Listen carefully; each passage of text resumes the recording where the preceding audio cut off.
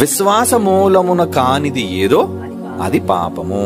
సంఘాలలో నృత్యాలు అనేవి బాగా ఎలాగ తయారయ్యాయంటే యవనస్తులు కానీ లేదంటే పిల్లలు కానీ వీళ్ళంతా చేయటం సమంజసమైనది కాదు. నన్ను అడిగితే దావీదు తన్మయత్వం చెంది గెంతాడు ఆ ఒక్క సందర్భంలో. మరి దావీదు అదొకటే చేశాడని చాలా చేశాడు, అవన్నీ ఆదర్శంగా తీసుకుంటారు మీరు.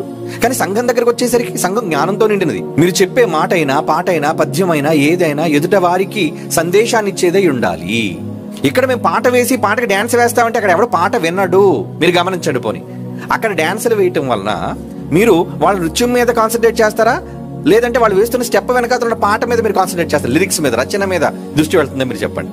అసలు ఎవరు వెనకాతల పాటలో ఏం పాడబడుతుంది అనేది ఎవ్వరు చూడండి. వీడు ఎలా గెంతుతున్నాడు, ఈ అమ్మాయి ఎలా గెంతుతుంది, ఎలా స్టెప్పులు వేస్తున్నారు అంటే ఎంతసేపు మీ దృష్టి అంతా కూడా వాళ్ళ యొక్క కదలికల మీదే ఉంటుంది తప్ప వెనక వేయబడుతున్న పాట అందులోని జ్ఞానం అసలు పట్టించుకోరు. అలాంటప్పుడు ఎందుకు ఆత్మ సంబంధమైన గానాలు పాటలు అవి చెయ్యండి.